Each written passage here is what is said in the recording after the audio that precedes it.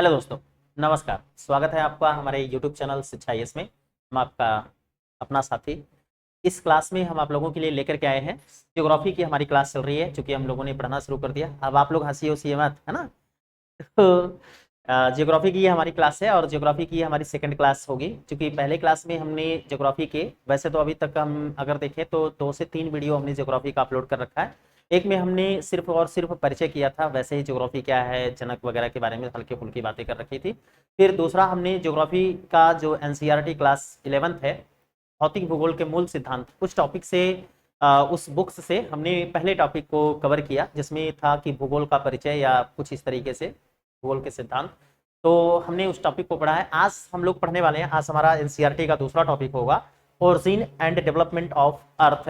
हम लोग ये सीखने वाले हैं कि पृथ्वी की उत्पत्ति और उसके विकास के बारे में। इस चैप्टर में हम लोग सबसे यही सीखेंगे कि पृथ्वी की उत्पत्ति कैसे हुई और उसका विकास कैसे हुआ।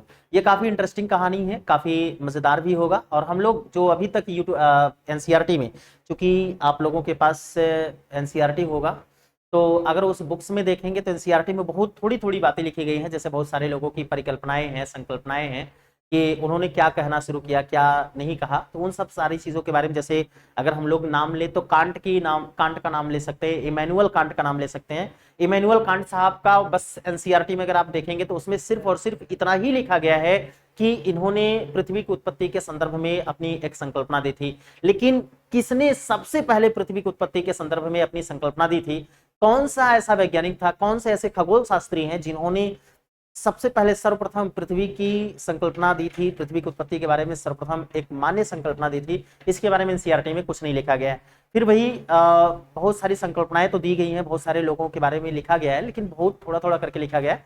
आज हम लोग इस क्लास में जो देखेंगे, सीखेंगे, वो काफी शानदार सीखने वाले हैं, काफी बढ़िया समझने वाले हैं कि क्या चीजें क्या होती हैं, कैसे पृथ्वी की उत्पत्ति होगी, और सारे वैज्ञानिकों की जो संकल्पनाएं हैं, जो विचार है, सिद्धांत जो है, उनको हम देखेंगे। तो चलिए शुरू करते हैं। सबसे पहले हमारे पास ये टॉपिक है, आप चाहेंगे तो अपना टॉपिक लिखते रहेंगे। ये पीडीएफ आपके इसी वीडियो के नीचे अपलोड रहेगा। आप जब भी इस वीडियो को देखेंगे और आप चाहेंगे कि पीडीएफ आपको मिल जाए, तो आपको पीडीएफ मिल जाएगा, आप देख सकते हैं। पीडीएफ को डाउनलोड भी कर सकते हैं, पीडीएफ को फोटोकॉपी भी करवा सकते हैं, ये आपके लिए सुविधा होगी।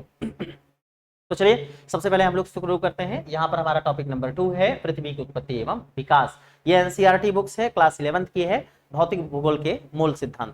ठीक है, तो यहाँ पर सबसे पहले देखिए, पृथ्वी की उत्पत्ति के बारे में बहुत सारे वैज्ञानिकों ने अनेकों विचार दे रखे हैं। उसमें जैसे कई वैज्ञानिकों ने अपने अपने स्तर पर विचार दिए, लेकिन सबसे पहले जो विचार दिया गया वो विचार आया था, एक व्यक्ति थे कास्ते डी बफन, ये फ्रांस के रहने वाले थे। इनका सिद्धांत सबसे पहले आया था। ये आपकी एनसीईआरटी में नहीं दिया है, आप लोग पढ़े भी होंगे तो एनसीईआरटी में इनका जिक्र नहीं किया गया है। तो उससे पहले हम लोग ये समझें कि देखिए, जितने भी विचारक थे, जितने भी खगोल शास्त्री, मतलब विचार देने के लिए बहुत सारे वैज्ञानिक आ रहे हैं, बहुत सारे खगोल शास्त्री आ रहे हैं, अपने अपने विचार दे रहे हैं। तो उन सारे लोगों के विचारों को क्या किया गया है, उन सारे लोगों के विचारों को 2 मुख्य धाराओं में बांट दिया गया है।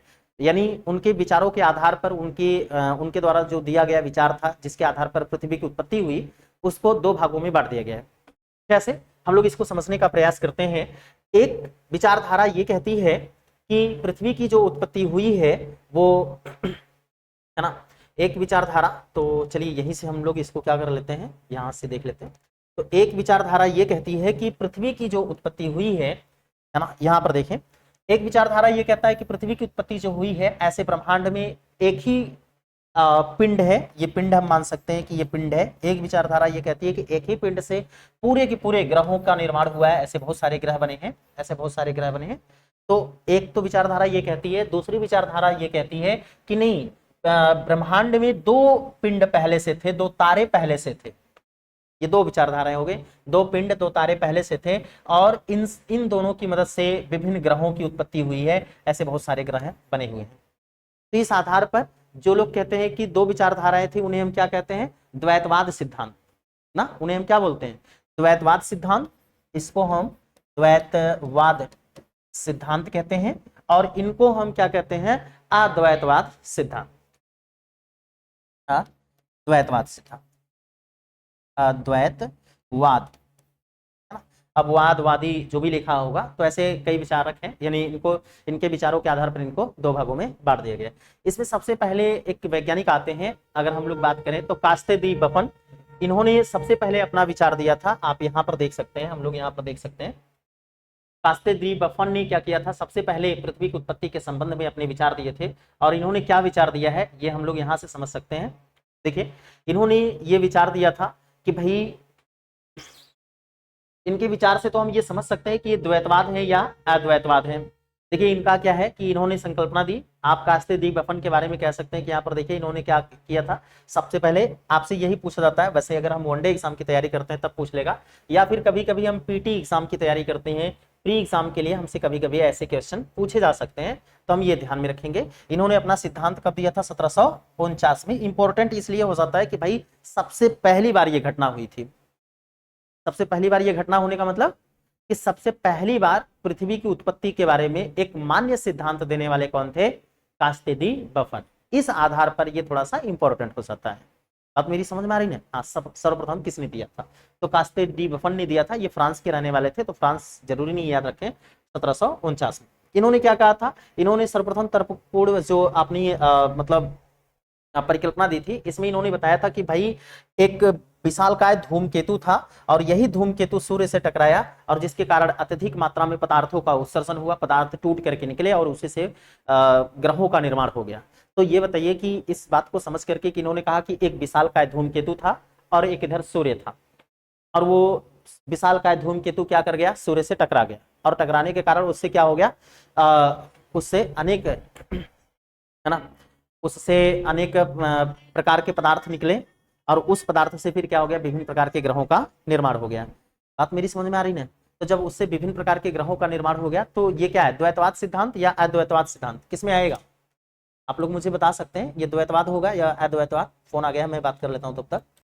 चलिए, नींद आ रही है तो सो करके पढ़िए, कोई दिक्कत नहीं है। तो यहाँ पर देखते हैं, तो ये हो गया क्या, द्वैतवाद सिद्धांत ना। फटाफट देखिएगा, जल्दी जल्दी खत्म होगा, परेशान मत होइएगा। कुछ चीजें जहां समझाना होगा वहां हम समझाएंगे, बाकी इनके बारे में नहीं। अब हम लोग थोड़ा सा बात कर लेते हैं अद्वैतवादी सिद्धांत, यानी इसके संकल्पना के बारे में, फिर हम उसके बाद द्वैतवादी, जो द्वैतवादी थे उनके बारे में हम बात करेंगे। सबसे पहले अद्वैतवादी संकल्पना में कौन आते हैं, एक गैसी पिंड सिद्धांत आता है, ठीक है, गैसी पिंड सिद्धांत, जिसको देने वाले कौन थे, आपकी किताब में बहुत थोड़ा सा नाम मात्र का लिखा गया है, और इमैनुअल कांट। ध्यान से समझिए, इमैनुअल कांट ने ही गैसी पिंड सिद्धांत दिया था। आप इसको अगर पढ़ लेंगे तो आपको एनसीईआरटी में उलझने की जरूरत नहीं पड़ेगी, आपके एनसीईआरटी का सारा काम हो चुका होगा। आप जाकर के इसको पढ़ने के बाद फिर एनसीईआरटी उठा करके पढ़िएगा, देखिएगा आपको लगेगा कि यार इससे अच्छा तो क्लास था बुक से, है ना। तो देखिए यहाँ पर, तो इमैनुअल कांट ने क्या किया था, सबसे पहले सर्वप्रथम इन्होंने गैसीय सिद्धांत दिया था, गैसी पिंड सिद्धांत। ये कौन है भाई, Immanuel Kant, Immanuel Kant, Immanuel Kant. आप लोग परेशान नहीं होंगे, ये पीडीएफ रहेगा। इमैनुअल कांट ने सबसे उसके बाद इन्होंने अपना गैसी पिंड सिद्धांत दिया। ये अद्वैतवादी सिद्धांत है। इन्होंने कहा कि, अब ध्यान से सुनिएगा, किताबों को मत देखिएगा और समझने का प्रयास कीजिएगा, ठीक है। इन्होंने कहा कि जो सर्वप्रथम जो आद्य पदार्थ थे, आद्य पदार्थ का मतलब होता है कि जो एकदम शुरुआती में, जो जिसको भगवान ने निर्माण किया, जिसको ईश्वर ने बनाया, जो पहली अवस्था में था, उसी को हम आद्य कहते हैं, ठीक है, सूक्ष्म अवस्था। इन्होंने कहा कि जो आद्य पदार्थ थे वो छोटे छोटे कणों के रूप में थे। किस रूप में थे, छोटे छोटे कणों के रूप में थे, और वो स्थिर थे। स्थिर का मतलब हिलडुल नहीं रहे थे, बस ऐसे पड़े हुए थे। बात मेरी समझ में आ रही नहीं आ रही, और ऐसे पूरे बादल के समान थे और स्थिर रूप में थे, ठीक है। तो यहां पर आप ये इस चित्र को देख करके आप ऐसे इस बात को समझ सकते हैं कि ये स्थिर रूप में है। बात मेरी समझ में आ रही ना। हाँ, इसमें कोई हलचल नहीं थी, ये बस ऐसे रुके हुए थे, ये बस ऐसे रुके हुए हैं, सारे कण अपनी अपनी जगह पर ऐसे खड़े हैं, रुके हैं। और अगर घूम रहा है तो ये पूरा का पूरा बादल घूम रहा है, ये कण नहीं घूम रहे हैं, कण स्थिर है। ये कौन घूम रहा है, पूरा का पूरा बादल घूम रहा है। बात मेरी समझ में आ रही है। जैसे अगर हम बात करें कि यहाँ पर हम थोड़ा सा हम आपको दिखा सकते हैं, जैसे देखिए इस बात को, चलिए यहाँ पर देखिए, तो हम ये कुछ कागज के टुकड़े ले लिए और कागज के टुकड़ों को हम इस पर रख देते हैं, इस मोबाइल पर ऐसे, है ना। अब इस अगर थोड़ा सा ऐसे दिखाएंगे आप लोगों को तो उड़ जाएगा, तो ऐसे देखते हैं, ये कागज का टुकड़ा है, पता नहीं उसमें दिखेगा कि नहीं, दिखे टीवी में नहीं दिखेगा तो, लेकिन आप लोग देख पा रहे हैं ना, ये कागज का टुकड़ा है और ये ऐसे पूरा स्थिर है, यही घूम रहा है, मोबाइल घूम रही है, लेकिन इस पर जो रखा हुआ टुकड़ा है ये नहीं घूम रहा है। बात मेरी समझ आ रही है। तो फिर इन्होंने बताया कि इनके बीच गुरुत्वाकर्षण बल के कारण जो ये कागज के टुकड़े हैं, तो ऐसे पदार्थ के कण भी यहाँ स्थिर थे। बात समझा ना? पदार्थ के कण भी स्थिर थे। तो ये जैसे कागज के टुकड़े हैं, ये इनके बीच क्या होता है, गुरुत्वाकर्षण बल कार्य करता है और ये एक दूसरे की ओर मूव करना शुरू करते हैं, गति करना शुरू करते हैं। और जब ये एक दूसरे की ओर गति करना शुरू करेंगे, ठीक है, तो ध्यान से मेरी बात समझिएगा। तो यहाँ पर ये पहले स्थिर थे, सब स्थिर है, एक जगह पर पड़े हुए हैं, कोई कहीं जा नहीं रहा है, जहां है वही है, जहां है वही है, सब लोग एक एक जगह अपनी अपनी जगह पर ऐसे पड़े हुए हैं। बात समझ में आ रही है? तो स्थिर थे और कैसे थे, ठंडे थे। कैसे थे, ठंडे प्लस स्थिर, ये दो बातों को आप ध्यान में रखिएगा, एनसीईआरटी में लिखा नहीं गया है। ये ठंडे थे और स्थिर थे, रुके हुए थे, कहीं भी मूव नहीं कर रहे थे, गति नहीं कर रहे थे। लेकिन इनके बीच में क्या हुआ, इनके बीच में गुरुत्वाकर्षण बल के कारण, आकर्षण बल के कारण ये एक दूसरे की ओर घूमना शुरू किए। एक इधर से इधर आ रहा है तो एक इधर से इधर जा रहा है। अब जब ऐसे घूमेंगे, ऐसे आएंगे जाएंगे, तो क्या होगा, टकराएंगे। और जब टकराएंगे तो फिर क्या होगा, उष्मा निकलेगी। जैसे ही कोई दो चीजें आपस में टकराती है तो उष्मा निकलती है। आप हाथ को ही क्या करिए, रगड़िए ऐसे। आप जैसे यहाँ पर दो चीजें जब टकराएंगी तो सीधी सी बात है, घर्षण होगा। होगा कि नहीं होगा? ऐसे ही यहाँ पर अंजलि, नींद आ रही है, इतना बढ़िया टॉपिक चल रहा है और उसके बाद नींद आ रही है, तो यहाँ पर क्या हुआ, घर्षण हुआ। और घर्षण से क्या हो गया, उष्मा निकलने लगी, तापमान बढ़ने लगा इनका। और इनकी गति भी, और टकरा रहे हैं इसलिए गति भी बढ़ती जा रही है। गति भी बढ़ रही है, उष्मा भी बढ़ रहा है, गति भी बढ़ रही है, उष्मा भी बढ़ रही है, तो तापमान भी बढ़ता जा रहा है और गति भी बढ़ती जा रही है। इससे क्या होगा, ये देखिए अगला पिक्चर। ये बात समझ में आ गई? ठीक है, तो यही चीज हमने बताया, यहाँ पर लिखाया भी है। गैसीय पिंड का सिद्धांत इमैनुअल कांट ने दिया था और कांट के अनुसार आद्य पदार्थ छोटे एवं ठंडे कणों के रूप में स्थिर अवस्था में थे, मतलब रुके हुए थे। विशाल गैस और धूल के बादल के समान थे, जो ऐसे विशाल बादल के समान थे लेकिन स्थिर थे। बादल भले घूम रहा होगा पूरा ऐसे कैसे, लेकिन उसमें जो धूल के कण हैं वो सब स्थिर थे। बात समझ में आ गई? आगे देखिए। हाँ हाँ, बाद में गुरुत्वाकर्षण के कारण, आकर्षण के कारण ये आपस में एक दूसरे की ओर मूव करना शुरू कर दिए। और जैसे ही मूव करेंगे तो टकराएंगे, और टकराएंगे तो घर्षण भी होगा भाई, तापमान भी तो बढ़ेगा। ठीक है, अगर किसी को ना फाट फाट फाट फाट फाट फाट फाट फाट मारते रहिए, देखिए आप ऐसे ऐसे हाथ को मारते रहिए, हाथ भी आपका गर्म होना शुरू हो जाएगा। देखो उष्मा निकलती है, तो उष्मा निकलेगी तो क्या होगा वो समझते हैं। ये देखिए, ये सारे लोग क्या कर गए, कण एक दूसरे की तरफ मूव करना शुरू कर दिए। ये देखिए, ये आप देख पा रहे होंगे, तो ये इधर से इधर से आ रहा है, तो ये इधर से इधर आ रहा है, आ रहा है कि नहीं जा रहा है? देखिए ये इधर से इधर गया, फिर ये वाला पॉइंट इधर से इधर आ रहा है, आ रहा है ना? तो जब ये आएगा और जाएगा तो टकराएगा नहीं क्या? ठीक है, देखिएगा ये यहाँ से यहाँ आ रहा है, यहाँ से यहाँ गया, फिर ये इधर से इधर आ रहा है, तो टकराएंगे ना, ऐसे गति होना शुरू हो गई। और ये गोल गोल गोल गोल गोल गोल गोल गोल तेज से घूमना शुरू कर दिया। ठंडी लग रही है? कल से रजाई लेकर के आइएगा। कहाँ ठंडी लग रही है, आप लोग भी इस टाइम में देखिए। तो यहाँ पर क्या हुआ, इनके बीच गुरुत्वाकर्षण बल के कारण ये कण एक दूसरे की ओर क्या हुए, आकर्षित हुए और आपस में टकराने लगे, जिसके कारण इन कणों का कोणीय वेग एवं तापमान बढ़ने लगा। यही बात आपको हम समझाना चाहते हैं। अब आप किताबों में पढ़ेंगे तो आपको लगेगा कि यार कोणीय वेग क्या है, तो फालतू की चीजों को छोड़िए, मैं एक सेकंड में आपको समझा देता हूँ कोणीय वेग क्या है। मैं भी तैयारी के साथ आया हूँ, है ना, हल्का फुल्का मत लीजिएगा। ठीक है, अब जाइएगा, जितने भी यूट्यूब पर वीडियो होंगे सब देखिएगा। ठीक है, यहाँ देखिएगा। तो कोणीय वेग का मतलब कि जब कोई कण किसी वृत्ताकार पथ पर घूमती है तो वहां पर कोणीय वेग माना जाता है। अभी के लिए आप ऐसे समझ लो, ठीक है, इससे ज्यादा आप इसको जानने की जरूरत भी मत समझिएगा, क्योंकि यहाँ पर देखिए, जब कोई कण वृत्ताकार पथ पर घूमती है तो उसका कुछ क्या होगा, द्रव्यमान होगा। भाई हम कह रहे हैं कि जैसे ये पेन हो और इस पेन को हम क्या करें, इस हाथ के चारों तरफ घुमाएं, इस हाथ के चारों तरफ घुमाएं, तो इस पेन का तो कुछ गति होगी, सॉरी मतलब इस पेन का कुछ तो द्रव्यमान होगा, भार होगा, और साथ ही साथ इसका वेग भी होगा, ना। तो इसलिए, और प्रत्येक जगहों पर ये कुछ ना कुछ कोण बनाएगा। भाई घूम रहा है, इधर मूव करेगा, फिर यहां से यहां गया तो फिर इधर मूव करेगा, फिर यहां से यहां गया तो फिर इधर मूव करेगा, तो देखो कोण भी तो बनेगा, तो कोणीय वेग। ठीक है, बस इतना समझिएगा। तो ये क्या करना शुरू करेगा, ये कौन कह रहा है, इमैनुअल कांट साहब कह रहे हैं। इमैनुअल कांट साहब का कहना है कि भाई जब ये आपस में टकराने लगे तो तापमान भी इनका बढ़ने लगा, और तापमान बढ़ने के साथ साथ इनका कोणीय वेग भी बहुत बढ़ने लगा। और इस कोणीय वेग के बढ़ने के कारण, ध्यान समझिएगा, इस कोणीय वेग के बढ़ने के कारण बहुत तेज से बढ़ने लगा, बढ़ने लगा, बढ़ने लगा, बढ़ने लगा, जिसके कारण इनके पेट में, अब पेट हम कह सकते हैं आपको समझाने के लिए, समझिए, इनके पेट में क्या हो गया, छल्ले के रूप में उभार निकलना शुरू हो गया, मतलब पेट फूले लगा, समझ सकते हैं ना? है ना? यहाँ पर देखिएगा, तो इनके पेट में छल्ले के रूप में उभार शुरू होगा, वो देखते हैं। अगर यहाँ पर मैं स्लाइड लगाया हूं तो मैं दिखा सकता हूं आपको, अगर लगाया होगा तो। हाँ, ये देखिए, तो क्या हो है कि जैसे जैसे ये तेज से घूमना शुरू करेंगे, बहुत तेज से घूमना शुरू करेंगे, बहुत तेज से घूमना शुरू करेंगे, तो मैं एक थोड़ा सा इमेज भी यहाँ पर आपको क्रिएट करके बना करके दिखाता हूँ, ताकि आप और अच्छे से समझ सके। और पेन को चेंज कर लेते हैं। देखिए आप, जैसे इन्होंने कहा कि भाई एक विषुवत, विषुवत ध्यान में रख लीजिएगा, विषुवत या विषुवती, विषुवती, ये पेन दिखेगा? ठीक है, दिख रहा है। तो विषुवती, विषुवती का मतलब होता है कि बीच के भाग, बात मेरी समझ रहे हैं? बीच का, ये जो बीच का भाग है, तो बीच का भाग क्या होना शुरू हो गया, उभार लेना शुरू कर दिया, ऐसे बीच में उभरना शुरू हो गया, ऐसे उभरना। बात मेरी समझ में आ रही है? ऐसे,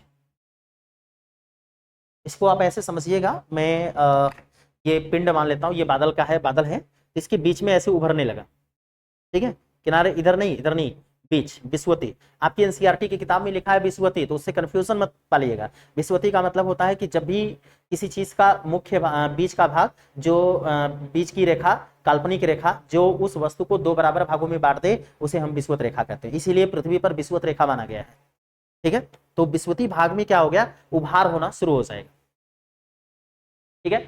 तो यही देखिए उभार, ये उभार होगा विषुवती रेखा में, ये देखिए इधर इधर इधर आप देख सकते हैं उभार हो रहा है कि नहीं हो रहा है, यहाँ पर देखिए, यहाँ यहाँ उभार हो रहा है। तो ये फिर क्या करेंगे, अब धीरे धीरे बाहर निकलेगा। तो अगले देखिए, देखिए यहाँ पर यही चीज यहाँ पर लिखाया गया है, कोड़ी वेग एवं तापमान अत्यधिक बढ़ने के कारण निहारिका का निर्माण हुआ। निहारिका मतलब, निहारिका का मतलब होता है कि एक ऐसी स्थिति जो गर्म तप्त बादलों का, मतलब बादल का झुंड हो या बादल हो, उसी को हम क्या कहते हैं, निहारिका, ठीक है। जिसमें धूल के कण, गैस हो, है ना, तप्त हो, उसे हम क्या कहते हैं, निहारिका। अभी हम आगे बात करेंगे, ठीक है। तो ध्यान में रखिएगा, एक लड़का, क्योंकि हमने देखा था तो एक लड़के ने कमेंट किया था कि सर निहारिका क्या होती है, तो ध्यान में रखिएगा, निहारिका बादलों, जो बादल है ना, आद्य अवस्था में जो बादल थे, जहां से सभी ग्रहों का निर्माण हो रहा है, उसको हम निहारिका कहते हैं। धूल कण का समूह बादल ना जो है, उसे निहारिका कहते हैं। तो यहाँ पर देखिएगा, तो कोड़ी वेग एवं तापमान अत्यधिक बढ़ने के कारण निहारिका का निर्माण हुआ। अब ये क्या हो चुका है, तप्त हो चुका है, गर्म हो चुका है। बात मेरी समझा रही ना? इसी को बोल रहे हैं निहारिका, इसमें गैस भी है, धूल के कण भी है, उसी स्थिति को हम बोल रहे हैं क्या, निहारिका, ठीक है। अब आगे देखिएगा, जिससे गर्म गलित पदार्थ अपकेंद्रीय बल के कारण, अच्छा देखो ये ध्यान में रखिएगा, गर्म गलित पदार्थ मैंने अपनी तरफ से शब्द लगाया है, क्योंकि जब ये यहाँ पर बहुत ज्यादा तापमान बढ़ जाएगा, बहुत ज्यादा तापमान बढ़ जाएगा, बहुत ज्यादा तापमान बढ़ जाएगा, तो भाई गलने की अवस्था में ही तो रहेगा, चोटे की अवस्था में तो रहेगा। तो अब देखिए, जैसे अगर हम लोग क्या करते हैं, किसी चीज को अगर एक रस्सी से बांध करके, या किसी भी चीज को हम क्या करते हैं, एक कंकड़ को, पत्थर को बांध करके एक रस्सी से और घुमाना शुरू करेंगे, तो उस पर दो बल लगते हैं। एक बल लगता है, वो कौन सा, हाँ, एक अपकेंद्री बल और एक अभिकेंद्री बल।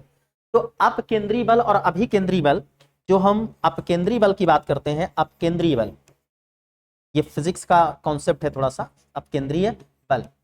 तो अपकेंद्रीय बल जो है ये बाहर की तरफ लगता है, तो बाहर उसको खींच रहा था, तो जो हल्की चीजें होती है वो बाहर चली जाती है। जैसे आप लोग कभी कभी देखे होंगे कि बाल्टी में भूसा रख दीजिए थोड़ा सा, है ना, बाल्टी में भूसा रखिए, और वो बाल्टी में दो तीन चीजों को रखिए, थोड़ी सी जो एक बड़ी, मतलब एक थोड़ी सी बड़ी हो और एक हल्की चीज हो, ठीक है। भूसा और एक गेंद रख लीजिए, है ना, थोड़ा सा वजन वाला, या फिर एक प्लास्टिक वाला गेंद जो एकदम हल्का हो, और एक जो भरतू गेंद हो, थोड़ा सा जो वजन गेंद हो, उसको रख लीजिए। आप जब पानी को घुमाएंगे ऐसे तेज से, आप देखेंगे जो वजन रहेगा वो वही रुक जाएगा, और जो हल्का रहेगा वो बाहर की तरफ घूमने लगेगा तेज से। आज जाकर के करिएगा, मन करेगा, ठीक है। तो जब उसको घुमाएंगे तो जो वजन चीजें होगी वो वही रह जाएगी, लेकिन जो मतलब थोड़ा घूमेगा वो नजदीक रह जाएगा, इसके ऐसे नजदीक, और जो वजन हल्का होगा वो बाहर हो जाएगा। आप लोग देखते नहीं है, जब आप कास्टिक सोडा को, कपड़े धोने वाले सोडा को आप बाल्टी में घोलते हैं, तो जब उसको ऐसे से घुमाते हैं, ऐसे से घुमाते हैं, तो उसका जो झाग निकलता है, झाग क्या होता है, चारों तरफ ऐसे फैलने लगता है, और बीच में क्या होता है, पानी आपको दिखने लगेगा। आप घुमा करके देख लीजिएगा स्पीड से, तो झाग क्या होता है, झाग के कण पानी के कण से बहुत हल्के होते हैं, इसलिए वो किनारे किनारे हो सकते हैं। तो यहां पर भी यही ऐसे ही इसने भी कहा कि भाई क्या होने लगा, ये जो इमैनुअल कांट है इनका कहना था कि जो ये जब ये इस तरीके से बनने लगा निहारिका, तो निहारिका चूंकि घूम रही थी, अब ये गोल गोल कोड़ी वेग चल रहा है, इसमें घूम रहे हैं, तो घूमने के कारण जब ये घूम रहा है घूम रहा है घूम रहा है, तो हल्की चीजें यहाँ ऊपर की तरफ निकलना शुरू हो गई। बात मेरी समझ आ रही है? और यही सब निकलना शुरू हो गई, तो फिर यही अलग होना शुरू हो गया। किसके कारण? अपकेंद्री बल के कारण। किस बल के कारण? अपकेंद्री बल के कारण। ये जब अपकेंद्री बल के कारण ये अलग होना शुरू हो गया, तो यही बार बार अलग होकर के, बार बार अलग होकर के, बार बार अलग होकर के क्या बना लिया? ग्रहों का निर्माण कर। समझ में आ रहा है? तो आपको ये बात समझ में आ जानी चाहिए। यहां पर देखिए यही कह रहा है कि निहारिका का निर्माण हुआ, जिससे गर्म गलित पदार्थ अपकेंद्री बल के कारण छल्ले के रूप में विषुवत क्षेत्र से बाहर की ओर निकलने लगे। विषुवत क्षेत्र का मतलब बीच वाले क्षेत्र से बाहर की ओर निकलने लगे। अब आगे देखिएगा नेक्स्ट, यही छल्ले करोड़ों वर्षों बाद ठंडे होकर ग्रहों में बदल गए। इसी तरह ग्रहों से उपग्रहों का निर्माण। ये किसने कहा? Immanuel Kant. बात समझ में आ गई? तो किताब उताब मत पढ़िएगा, किताब का काम खत्म, किताब में इससे ज्यादा नहीं है, इससे कम है, और सारा कॉन्सेप्ट क्लियर है। इन्होंने कहा कि यही सब क्या हो गए, यही छल्ले जब बार बार निकले, बार बार निकले, और इसी छल्ले से पहले कितने मतलब ये जो निहारिका थी, उस निहारिका से कितने छल्ले निकले? 8 निकले, 9 निकले। पहले तो 9 ग्रह माने जाते थे, लेकिन अब कितने माने जाते हैं? 8 ग्रह माने जाते हैं। एक तो बना हो गया प्लूटो, है ना, तो उसकी हम बात नहीं कर रहे हैं। तो इन्होंने कहा कि ऐसे 9 छल्ले बार बार करके निकले, तो 9 छल्ले निकले तो 9 ग्रह बन गए। समझ में आ रहा है कि नहीं आ रहा? तो उससे ग्रहों का निर्माण हो गया। और इसी तरीके से फिर जब ग्रह बाहर निकले थे, तो चूंकि वो भी बहुत गर्म थे, वो भी नाच रहे थे। भाई छल्ले के रूप में निकला है, नाच रहा है, घूम रहा है, तो नाचता तो वो भी रहेगा ना। तो उससे भी क्या हो गया, उससे भी थोड़ा सा चोटे के रूप में बाहर निकला, छल्ले के रूप में निकला, और उससे क्या बन गए? उपग्रह बन गए। समझ में आ रहा है? तो यहां पर ये बातें इसी तरीके से उपग्रहों का निर्माण हो। चलो आगे बात करते हैं निहारिका परिकल्पना की। ये भाई साहब जो है लाप्लास है। ये कौन बात करके चला गया था? कांट। कांट साहब ने इतनी बातों को समझा दिए, और कांट इतनी बातों को बता करके चले गए। ठीक है, कांट की बहुत सारी कमियां हैं। अब कमियों के बारे में हम यहाँ पर जिक्र नहीं करेंगे, क्योंकि अगर इतनी सारी जिक्र करना शुरू करेंगे तो मामला थोड़ा सा गड़बड़ हो जाएगा, है ना, हम लोग तब किसी और लेवल में पढ़ना शुरू कर जाएंगे। ठीक है, हालांकि कांट साहब ने जो बात कही, हम उसको थोड़ा सा आपको समझा देते हैं कि उनकी कमियां क्या थी। कमी ये थी कांट साहब की कि कांट साहब ने जो कहा कि भाई कोड़ी वेग पदार्थों के टकराने के कारण उनका कोड़ी वेग बहुत ज्यादा बढ़ गया। तो सबसे पहली बात तो इतना ज्यादा वेग नहीं बढ़ सकता, किसी के भी टकराने से इतना अधिक वेग नहीं बढ़ सकता। बात मेरी समझ में आ रही नहीं? ठीक है, और इन्होंने न्यूटन के नियम को इसमें अप्लाई करने का प्रयास किया है, जो कि न्यूटन का नियम इसमें अप्लाई नहीं।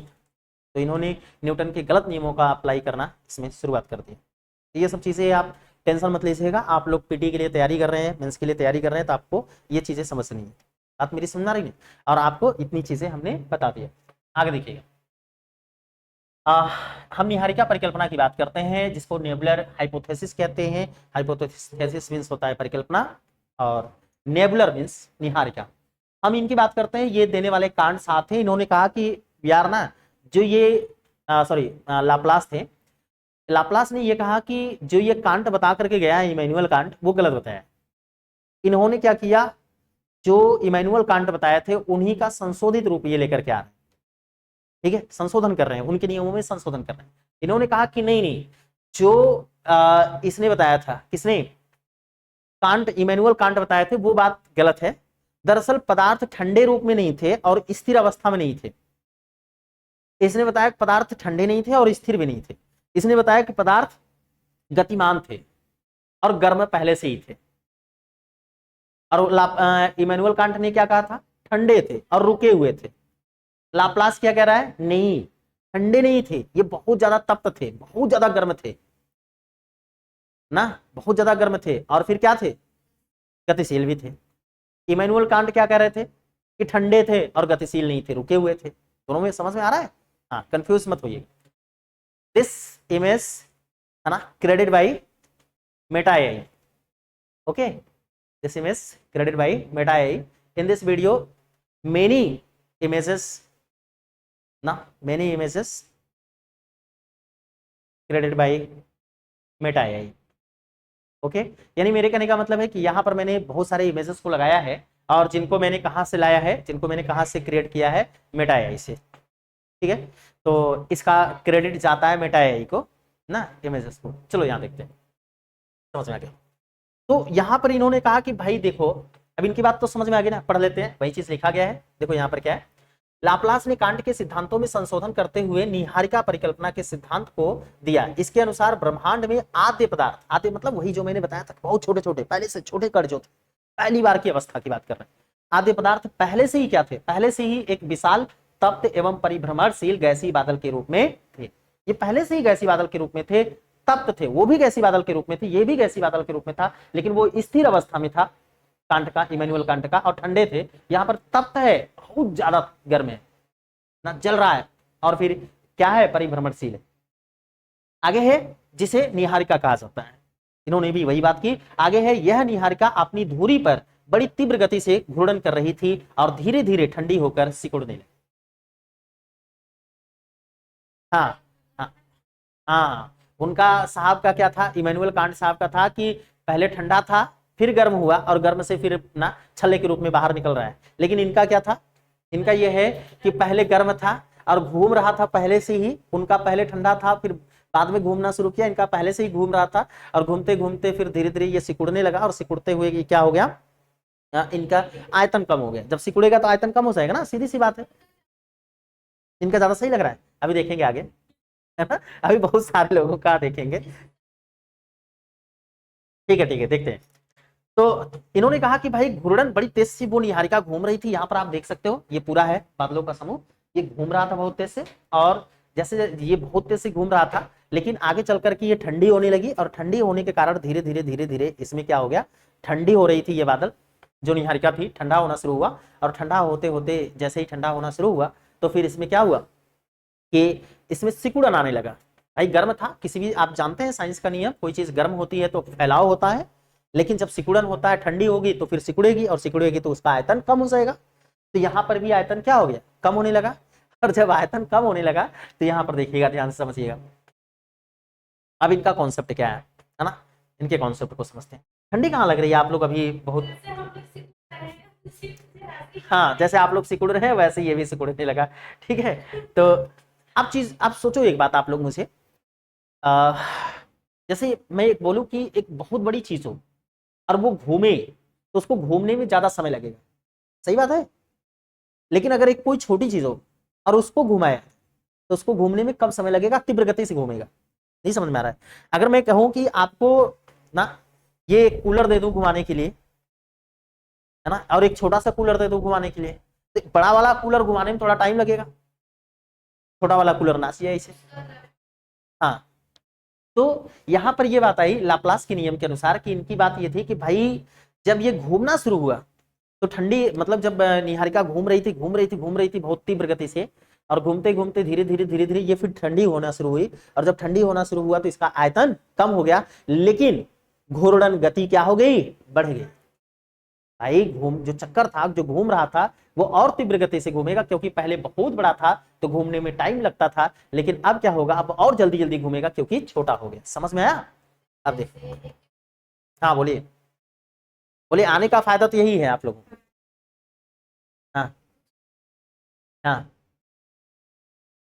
इसमें मैं समझ, हाँ निहारिका में ना, ठीक है ठीक है।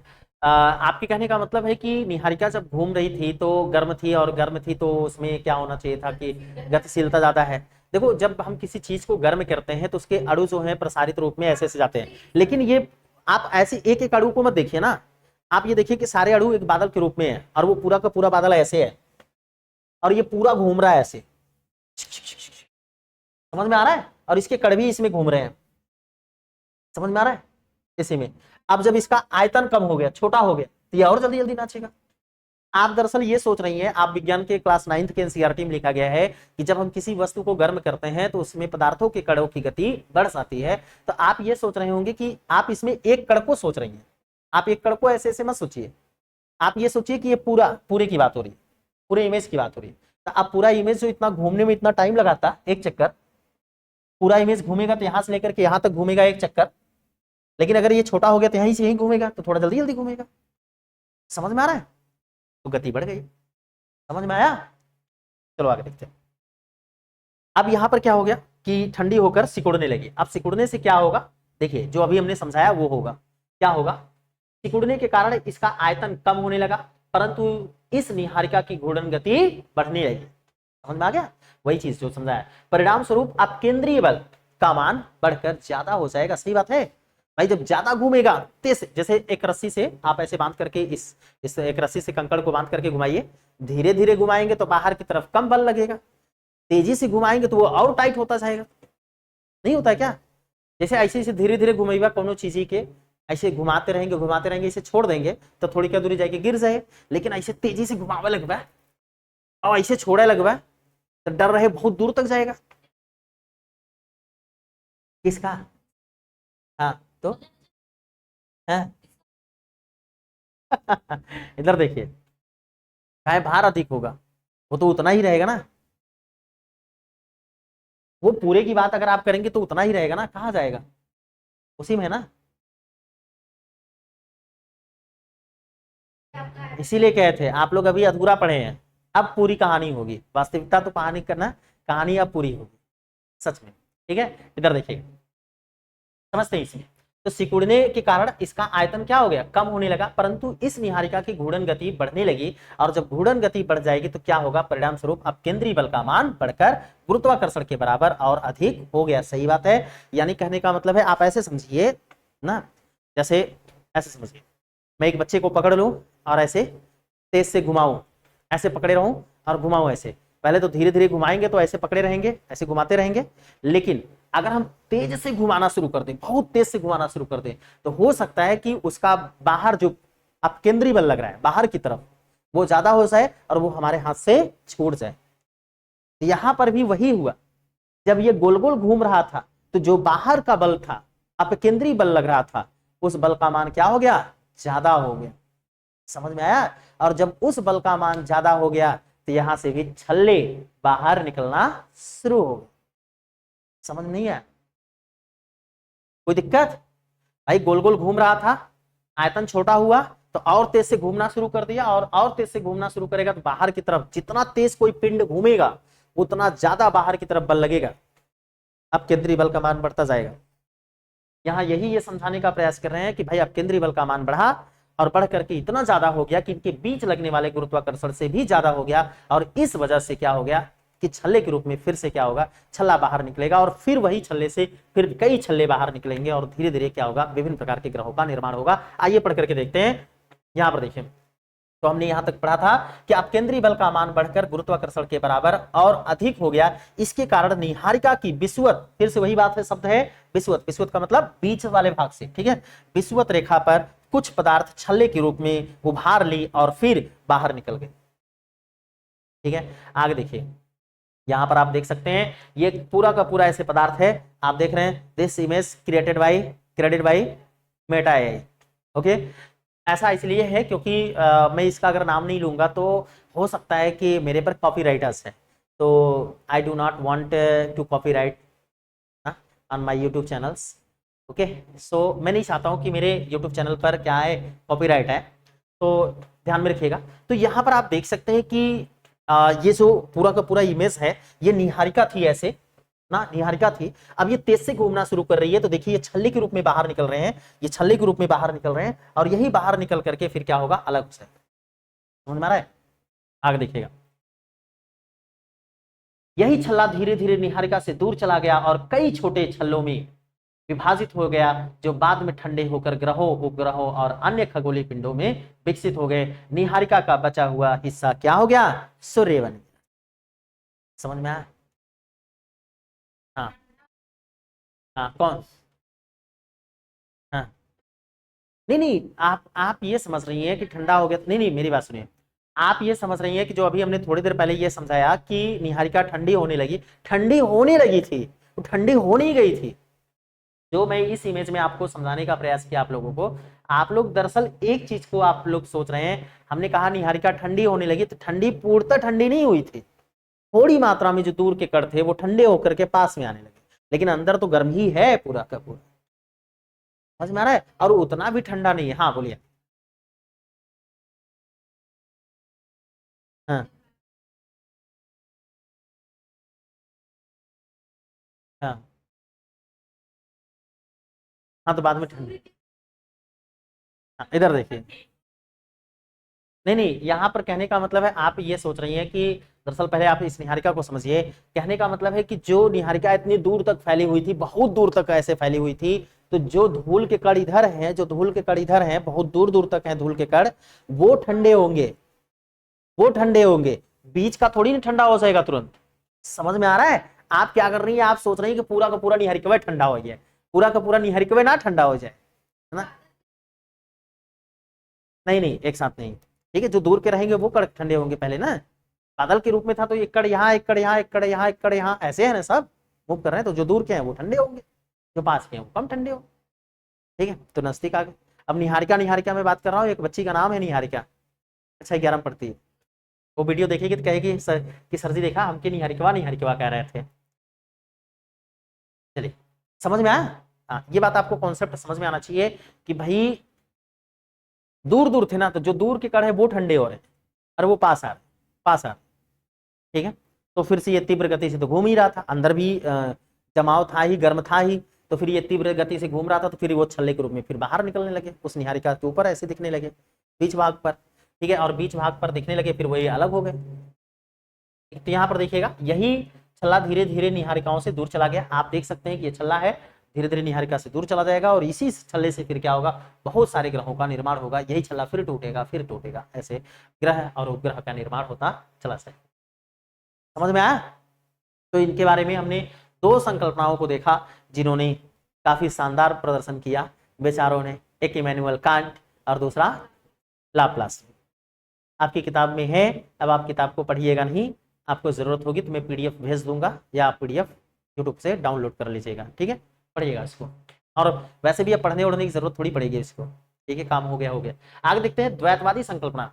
इस सिद्धांत को मानने वाले ना, जैसे जो जिन्होंने ये माना था कि भाई ग्रहों की उत्पत्ति, जो विभिन्न प्रकार के ग्रह हैं उनकी उत्पत्ति जो हुई है, वो दो पिंडों से हुई है, दो तारों से हुई है, उन्हें हम द्वैतवादी संकल्पनाओं के वैज्ञानिक कहते हैं या खगोल शास्त्री कहते हैं। इसके अंतर्गत सबसे पहले हमारे पास आता है ग्रहाणु परिकल्पना 1905। ठीक है, तो यहां पर हम देख सकते हैं। अब सबसे पहले अच्छा एक चीज और ध्यान में रखिएगा, जैसे आपसे ये आपको ये जानना चाहिए कि भाई पीटीयूटी के लेवल में आप ये समझते रहिएगा ये सब चीजें, कि निहारिका परिकल्पना किसने दी थी। आप यहाँ देख सकते हैं, यहाँ पर जो है गैसी पिंड सिद्धांत किसने दिया था, आप ये सब समझते रहिएगा, है ना। तो गैसी पिंड सिद्धांत किसने दिया है, इमैनुअल कांट ने दिया है। निहारिका परिकल्पना किसने दिया है, लाप्लास ने दिया है। ठीक है, तो आप ऐसे इन बातों को समझिएगा। फिर इसके बाद हम लोग यहाँ पर बात करते हैं ग्रहाणु परिकल्पना। ठीक है, इसके लिए चैम्बरलिन और मोल्टन दो वैज्ञानिक हैं, दो अलग अलग वैज्ञानिक हैं, इन लोगों ने ग्रहाणु परिकल्पना दी थी। इनकी परिकल्पना आसान है, समझना और सीखना बहुत आसान है। इन्होंने क्या कहा था वो समझते हैं। इन्होंने कहा था कि दरअसल एक सूर्य था, मतलब दो तारों से पृथ्वी ग्रहों की उत्पत्ति हुई है, पृथ्वी और अन्य ग्रहों की उत्पत्ति हुई है। तो इनसे पूछा गया कि कैसे। इन्होंने कहा कि यार ना, दरअसल दो तारे थे। अच्छा, इससे पहले हम इसको बताएं दो तारों के बारे में, हम पहले आप लोगों को यहाँ पर बता देते हैं सुप्त सौर ज्वालाएं। ठीक है, आपकी किताब में शायद नहीं लिखा गया है, आई थिंक, मुझे जहां तक मतलब पता है कि नहीं लिखा गया है, लेकिन हम आपको बता देते हैं सुप्त सौर ज्वालाएं क्या है। और इन सबको पढ़ेंगे तो आपका कम से कम आरओ एआरओ तो काम हो जाएगा आराम से, पीटीयूटी, है ना, सब समझते रहिएगा। देखो भाई, ये सुप्त सौर ज्वालाएं क्या है, इनको पहले समझ लेते हैं, उसके बाद फिर देखते हैं। देखिएगा, ये सुप्त स्वर ज्वालाएं ज्वालाएं क्या हैं, इनके बारे में ये कहा गया कि ये मान लो एक हमारे पास सन है, सूर्य है, और सूर्य इतना ज्यादा गर्म था, इतना ज्यादा गर्म था, बहुत ज्यादा तप के कारण इसने क्या कर रखा, इसने कुछ पदार्थों को अपने से दूर फेंक दिया, ऐसे, है ना, जला करके ऐसे दूर फेंक दिया। देखिए, ध्यान से समझिएगा। तो कुछ पदार्थों को अपने से ऐसे दूर फेंक दिया, ऐसे ऐसे दूर कर दिया। ठीक है, इसी को हम बोलते हैं सुप्त सौर ज्वालाएं, ये जलती हुई। ठीक है, तो अभी हम इसको दिखाते हैं आपको, आप यहां पर समझिएगा, आपको समझ में आएगा सुप्त सौर ज्वालाओं के बारे में। यहाँ पर देखिए, तो ये देखिए, आप एक इमेज यहाँ देख सकते हैं और दूसरा इमेज यहाँ देखिए, आप ऐसे देख सकते हैं। समझ में आ रहा ना। तो this image credit to Meta AI, है ना। इधर देखते हैं, यहां पर समझते हैं ग्रहाणु परिकल्पना। ग्रहाणु परिकल्पना के बारे में अगर हम लोग बात करें तो इसका प्रतिपादन किसने किया था, चैम्बरलिन और मोल्टन साहब। तो ऐसे वैज्ञानिक थे जिन्होंने इसका प्रतिपादन किया है, और वो कौन कौन से हैं, चैम्बरलिन और मोल्टन साहब। यहाँ पर आप देख सकते हैं एक चैम्बरलिन है और दूसरा क्या है, मोल्टन लिखा है। मोल्टन माल्टन रहेगा, आप इसके लिए कोई टेंशन वेंशन मत लेना। इन्होंने बताया था कि ग्रहों की उत्पत्ति दो तारों से या दो निहारिकाओं से हुई है। तो कहीं कहीं पर किसी सेंटेंस में दो तारे या दो निहारिकाएं लिखी रहेंगी तो उससे घबराने की जरूरत नहीं है, ठीक है। आगे देखिएगा, इसमें क्या था, इसमें इन्होंने ये समझाया कि जो सूर्य था, तो सूर्य भी तो एक तारा है। तो अभी की हम बात कर रहे हैं सूर्य की बात कर रहे हैं, ठीक है। इस सूर्य की बात कर रहे हैं जो हमारे पास है, जो हमारी जिस जिस सौर मंडल का जो मुखिया जो पृथ्वी है, जिसका ना जिसका भाग पृथ्वी है, जिस सौर मंडल का, उसका मुखिया जो सूर्य है, उसकी बात हम समझ लेते हैं। इसने कहा कि इन लोगों ने कहा कि भाई देखो, जो ये सूर्य था, सूर्य है, इसके पास से एक तारा गुजरा। सूर्य ऐसे था, चमक रहा था, घूम रहा था, नाच रहा था। इसके पास से एक दूसरा तारा ऐसे गुजरा, और इस दूसरे तारे के गुजरने के कारण, देखिए दो किताबों में दो चीजें मिलने की आपको पढ़ने के लिए, मैं दोनों आपको समझा देता हूं। अब आप वहां पीटी में आएगा एग्जाम में क्वेश्चन, तो आप उसको कैसे समझेंगे, कैसे करेंगे, वो आपको सोचना होगा, ठीक है। तो इन्होंने कहा कि भाई ये देखो, ये सूर्य है, ये सूर्य है, इसके पास से दूसरा तारा गुजरा ऐसे। जैसे ही दूसरा तारा गुजरा, तो इस दूसरे तारे के गुरुत्वाकर्षण के कारण, ध्यान समझेंगे, इस दूसरे तारे के गुरुत्वाकर्षण के कारण या इस दूसरे तारे के आकर्षण बल के कारण सूर्य से कुछ पदार्थ बाहर निकला, सिगरेट के रूप में ऐसे जल करके। जैसे सिगरेट बाहर ना, सिगरेट जलता है, सिगरेट का धुआं निकलता है ऐसे, ऐसे ही सिगरेट के रूप में ऐसे निकला। समझ में आ रहा है। और वो इसको क्या कर लिया ऐसे, क्यों क्यों निकला, वो इसलिए निकला क्योंकि भाई ये इसके पास से गुजरा था और इसका आकर्षण बल था कुछ, तो इसने क्या कर लिया, सूर्य के बाहर जो था, जो कुछ पदार्थ थे जिन पर सूर्य का आकर्षण बल थोड़ा सा कम था, वो खींच लिया अपनी तरफ, खींच लिया। तब तक वो फिर क्या कर गया, ऐसे खींच ऐसे जा रहा था, तब तक वो पदार्थ बाहर निकल गए, तब तक वो तारा फिर बहुत दूर चला गया। और जब बहुत दूर चला गया, तो वही जो बचा हुआ पदार्थ निकला था बाहर, जो मतलब जो पदार्थ निकला था सूर्य से, वही पदार्थ, चूंकि वो तारा अब तो बहुत दूर चला गया, तो बचा हुआ पदार्थ उसके पास तक पहुंच नहीं पाया, तब तक वही सूर्य के पास रह गया। तो वो क्या करना शुरू कर दिया, सूर्य का चारों तरफ चक्कर लगाना शुरू कर दिया। और सूर्य का चारों तरफ चक्कर लगाना शुरू कर दिया, तो वही फिर धीरे धीरे ठंडी होकर के क्या बनना लिया, ग्रह का निर्माण कर। समझ में आ रहा है, आसान था इनका समझना। देखिए इन्होंने क्या लिखा है, इन्होंने देखिए कह रहा है कि जब दूसरी भ्रमणशील निहारिका या तारा सूर्य के समीप से गुजरा, सूर्य के समीप से गुजरा, तो इसके गुरुत्वाकर्षण के कारण सूर्य सतह से सिगार के समान अलग हो ना, सूर्य के सतह से सिगार के समान अलग हो गया, मतलब पदार्थ यहाँ पर छूट गया है, मैं इसको पीडीएफ में लिख दूंगा। तो सूर्य के कह रहा है कि सूर्य के सतह से सिगार के समान अलग हो गया, मतलब पदार्थ अलग हो गया। आगे है, जब तारा बहुत दूर चला गया, तब यह अलग हुआ पदार्थ, यहाँ पर लिखा गया है, सूर्य का चक्कर लगाने लगा और धीरे धीरे संघनित होकर ग्रहों के रूप में बदल गया। समझ में आ रहा है। तो ये कौन कह रहा था, चैम्बरलिन और मोल्टन साहब। समझ में आ गया। अब देखिएगा, अगर आप गूगल वगैरह पर सर्च करेंगे, क्योंकि मैं पढ़ा रहा हूँ तो भाई संसाधनों को जुटाना, पढ़ना लिखना हर एक चीज है, तो जब गूगल वगैरह पर सर्च करेंगे तो एकांत जगह आपको ये मिल सकता है कि क्या मिलेगा वो समझते हैं। लेकिन एनसीईआरटी की ये लाइन है, एनसीईआरटी की ये लाइन है, एनसीईआरटी ये बात कहती है।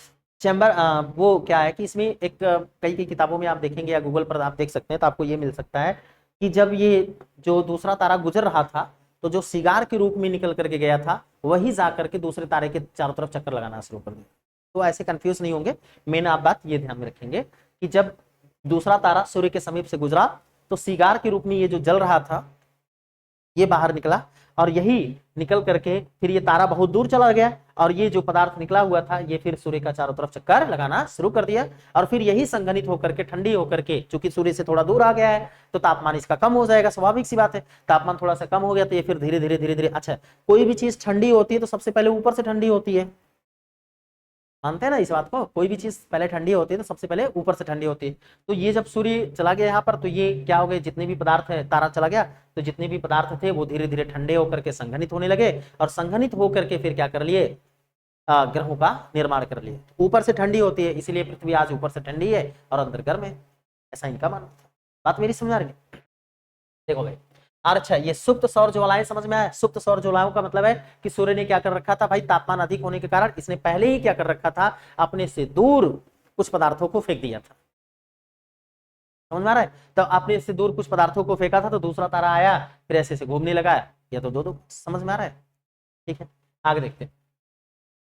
और फिर भी अगर आपको मन में कोई डाउट रहेगा तभी भी पूछ सकते हैं, या फिर नेक्स्ट क्लास में भी पूछ सकते हैं, तो आप यहाँ पर देख सकते हैं। अब जब ये अलग हो रहा है, ऐसे ऐसे अलग हो रहे हैं, तो यही सब फिर क्या बनेंगे, ये पदार्थ अलग अलग हो रहा है ना, तो संगठित होकर के फिर क्या करेंगे, ग्रहों का निर्माण करें। ठीक है, आगे है, पहले सर जेम्स और जीन्स और बाद में सर हैरोल्ड जैफरी ने इस मत का समर्थन किया था। तो आपसे कभी कभी ऐसे पूछा जा सकता है, ग्रहाणु परिकल्पना का समर्थन करने वाले कौन से वैज्ञानिक थे, या कौन कौन से खगोल शास्त्री? समझ में आ रहा है? ये एनसीईआरटी की लाइन है, इसलिए मैं कह रहा हूं, आप ध्यान में रखिएगा। ठीक है, तो ग्रहाणु परिकल्पना का समर्थन करने वाले कौन कौन से लोग थे? जेम्स जीन्स और हैरोल्ड। समझ में आ गया? तो ये दोनों लोग इसका समर्थन कर रहे हैं। आप यहाँ पर ग्रहाणु परिकल्पना आप देख सकते हैं, ये ग्रहाणु परिकल्पना है 1905 में, किसके द्वारा दिया गया था? चैम्बरलिन और मोल्टन के द्वारा दिया गया था। ठीक है, मोल्टन जो भी लिखा रहेगा आप उसको समझ लीजिएगा। ठीक है, आगे देखते हैं, ज्वारीय परिकल्पना 1919 में जेम्स जीन्स और 1929 में जैफरी ने दी थी। पहले उन्होंने उसका उस संकल्पना का, किस संकल्पना का? ग्रहाणु संकल्पना का समर्थन किया था, जिसको चैम्बरलिन और मोल्टन ने दिया था। फिर आगे इन्होंने अपना सिद्धांत दिया है। इनका भी सिद्धांत उसी टाइप से है जिस टाइप से चैम्बरलिन और मोल्टन ने बताया है, क्योंकि इन्होंने उसका समर्थन भी किया है, तो टाइप तो वही रहेगा लगभग। ठीक है, नींद आ रही है आप लोगों को ना? अब नहीं आ रही है? अच्छा, मजा आ रहा है अब धीरे धीरे। अब संचिता को नींद आ रही है ना? चलिए इधर देखते हैं। अब आप लोगों को लग रहा होगा कि अच्छा मामला ये था, पढ़ना चाहिए था एनसीईआरटी। अब जाकर के क्वेश्चन को सॉल्व करिएगा, अभी अभी नहीं, लेकिन जिस दिन हम इसको 2-3 टॉपिक पढ़ा देंगे उसके बाद क्वेश्चन को सॉल्व करिएगा, देखिएगा तब बताइएगा मुझे। ठीक है, इधर देखिए, ज्वारीय परिकल्पना की हम बात करते हैं। 1919 में जेम्स जीन्स ने दिया था और 1929 में जेफरी ने उसको थोड़ा सा संशोधित करके, मॉडिफाइड करके इसने उसको प्रस्तुत करने का प्रयास किया है। तो चलिए समझते हैं, ज्वारीय परिकल्पना वही चीज है जो अभी हमने किसके बारे में बात कर रखी थी, ग्रहाणु परिकल्पना के चैम्बरलिन और मोल्टन के बारे में बात कर रखी थी। आप देख सकते हैं जेम्स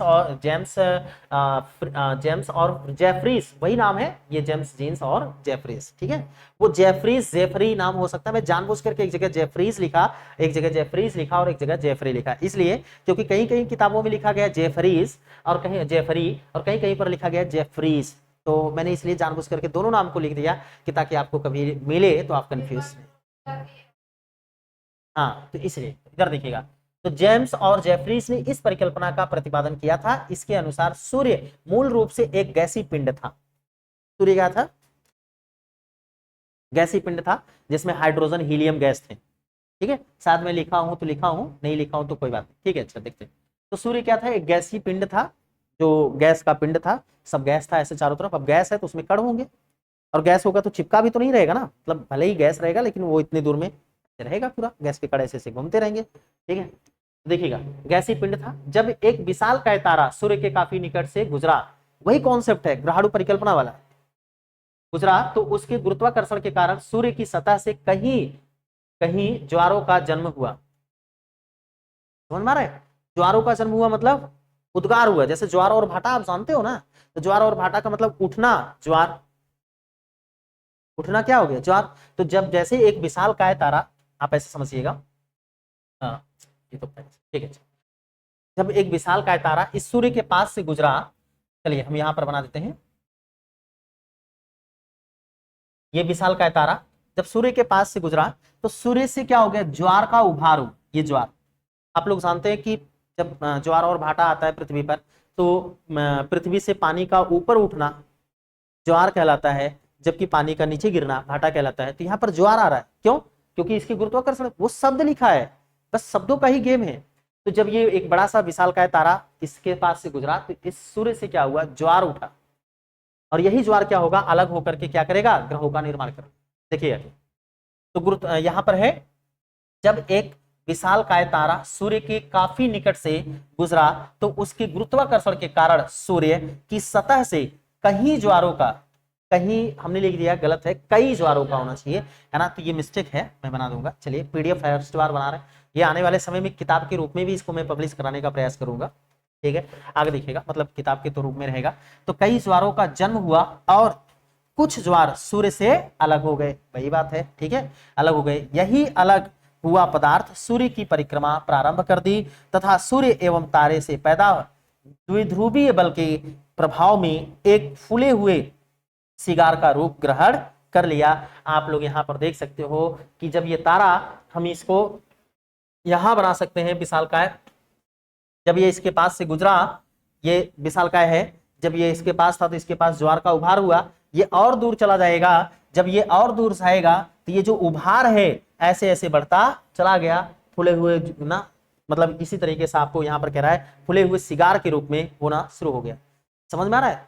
ऐसे तो यहाँ पर देखिए ऐसे चला जा रहा है, क्योंकि ये बड़ा वाला है जहां पर विशालकाय तारा है और इसके दोनों के बीच में, क्यों, क्योंकि सूर्य भी खींच रहा होगा अपने आकर्षण बल के कारण और ये भी अपने आकर्षण बल के कारण खींच रहा होगा, तो दोनों के बीच में ऐसे होगा ना।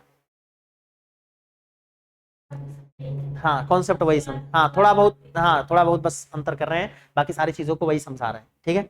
तो यहाँ पर क्या हो गया, सिगार के रूप में इस तरीके से उभरा और यही फिर क्या होगा, तो स्वरूप ग्रहण कर लिया, और जब यही स्वरूप ग्रहण कर लेगा बेचारा तो क्या बन जाएगा, ग्रह बन जाएगा। समझ में आ रहा है? तो ये इनका कॉन्सेप्ट था। आगे बात करते हैं अंतरतारक धूल परिकल्पना की। देखो किताब ना पूरी की पूरी संकल्पना खत्म होने वाली है, मतलब 1 घंटे अगर 1.5 घंटे पढ़ा देंगे ना तो चैप्टर खत्म हो जाया करेगा। अगर 1.5 घंटे पढ़ा दिया करेंगे तो चैप्टर खत्म हो जाएगा। अभी कितना हुआ है, अभी 51 मिनट हो रहा है, 52 मिनट, यही समझ लीजिए, है ना। और अगर 1.5 घंटे भी पढ़ा देंगे तो चैप्टर खत्म हो जाया करेगा।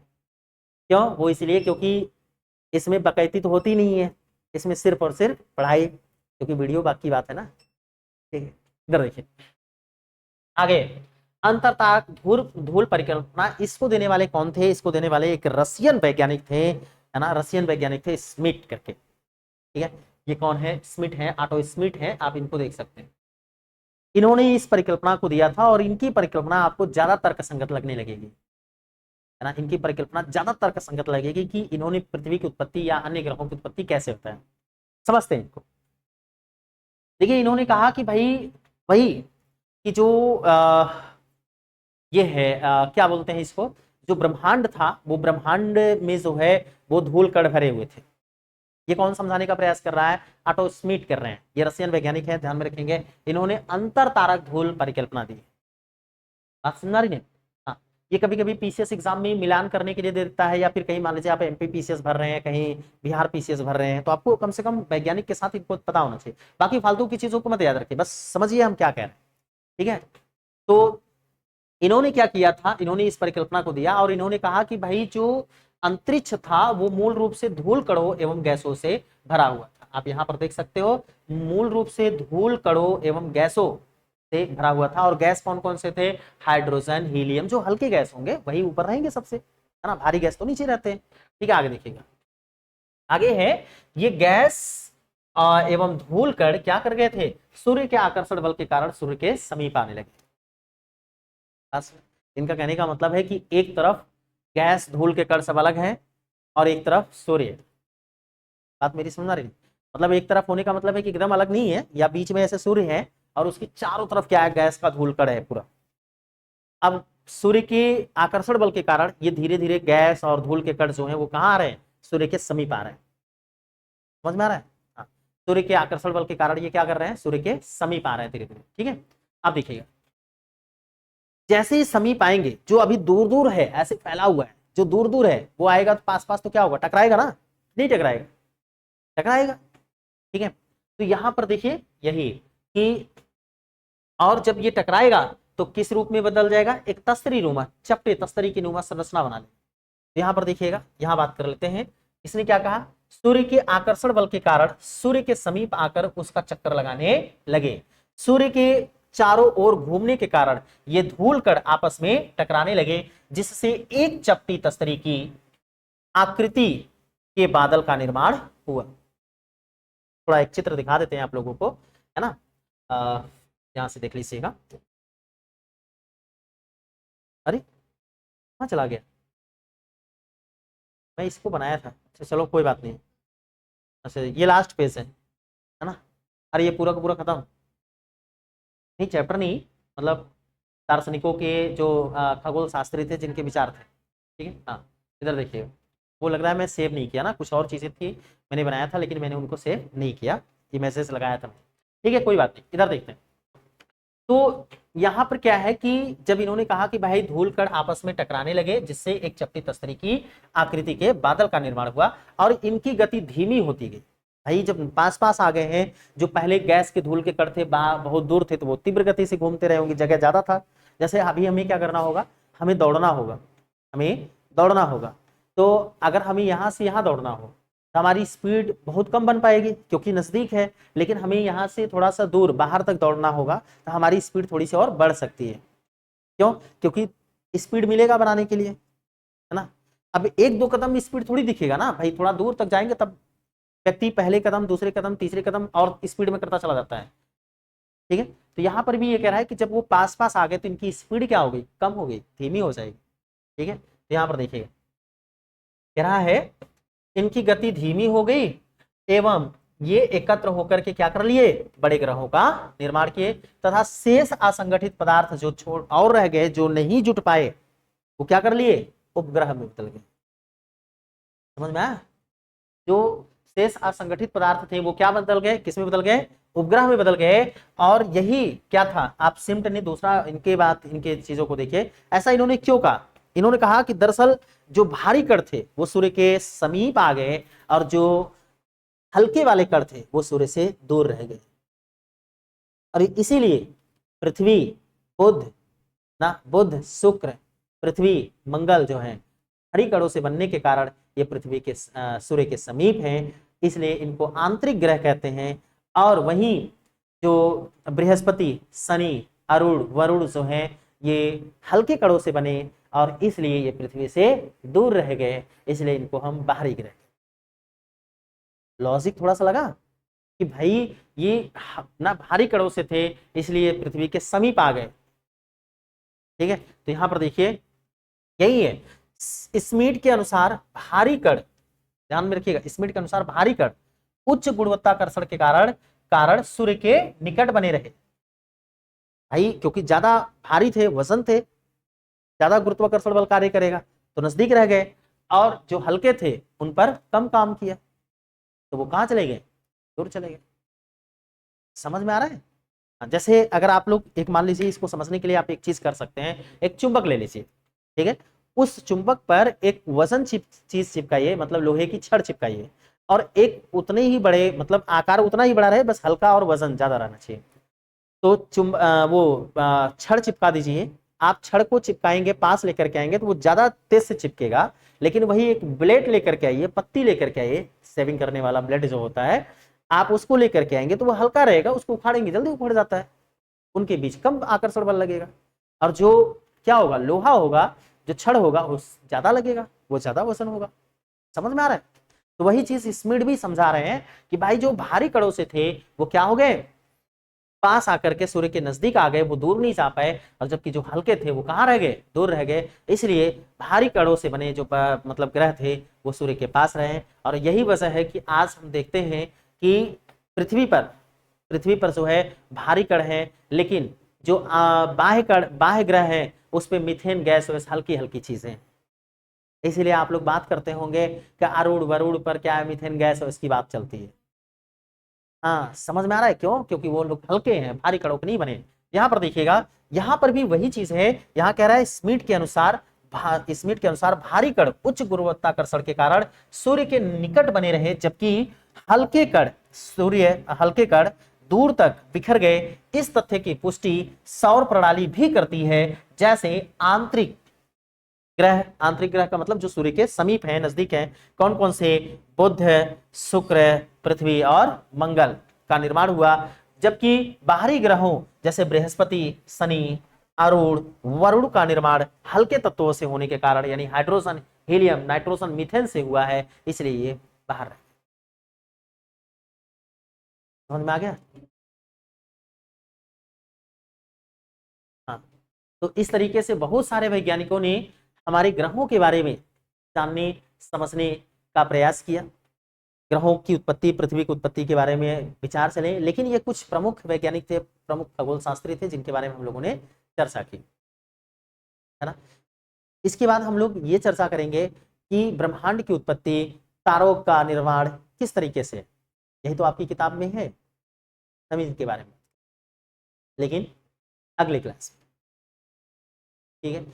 हमें लगता है कि अगर हम जैसे अगर इस तरीके से पढ़ा जाए, सोचिए 1 घंटे हुए हैं, टोटल 1 घंटे और खत्म, मतलब 1.5 घंटे में अगर चाहा जाए, 1.5 या 2 घंटे में एक चैप्टर आराम से खत्म हो जाएगा और समझ करके बढ़िया से, ऐसा भी नहीं है कि नहीं समझ में। तो आज के टॉपिक में कुछ अगर कंफ्यूजन हो तो आप पूछ सकते हैं, नहीं तो फिर इसको अभी आज के लिए रोक देंगे। ये पीडीएफ आप लोग कहेंगे तो हम आप लोगों के पास भेज देंगे, यूट्यूब पर भी रहेगा, आप वहां पर यूट्यूब पर जा करके इसको डिस्क्रिप्शन बॉक्स में रहेगा, इसको डाउनलोड भी कर सकते हैं।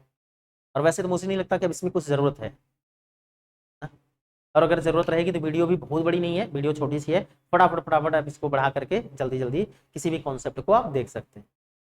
और अगर फिर भी रहता है तो अगले वीडियोस में आप जरूर पूछिएगा, हम लोग डिस्कशन कर लेंगे। अगर आपके मन में कुछ डाउट्स रह जाते हैं तो आप अगले वीडियोस में क्या करिएगा, फिर से पूछ लीजिएगा, और पूछने के बाद आप क्या करेंगे, जो भी उसमें डाउट्स होंगे उसको हम लोग क्लियर करने के बाद फिर हम आगे पढ़ेंगे ब्रह्मांड की उत्पत्ति, तारों का निर्माण वगैरह, ठीक है। तो चलिए बस करते हैं आज के लिए इतना ही। तो आप लोग और ये मेरे साथी लोग जो आप लोग YouTube देख रहे हैं, अगर आप लोगों को ये वीडियो पसंद आई हो तो एक छोटा सा लाइक और छोटी सी शेयर और चैनल को सब्सक्राइब जरूर करना है ना। और आपको क्या करना है, एक निश्चित रूप से आपको कमेंट करना है कि अच्छा लगा, वेरी नाइस, या कुछ भी झूठ मूठ का मत करिएगा, वीडियो पढ़ने के बाद लगने के बाद आप ऐसा करेंगे, ठीक है। तो चलिए आज की क्लास बस यही करते हैं, और फोन आ रहा है मेरे पास, तब तक के लिए आज की क्लास बस इतना ही। मिलते हैं अगली क्लास में, और अगली क्लास में ये चैप्टर पूरा का पूरा खत्म हो चुका होगा। ये पहला लेक्चर था हमारे चैप्टर का, पृथ्वी की उत्पत्ति एवं विकास से संबंधित। दूसरा लेक्चर हम लोग कल पढ़ेंगे। तब तक के लिए धन्यवाद। जय हिंद, जय भारत।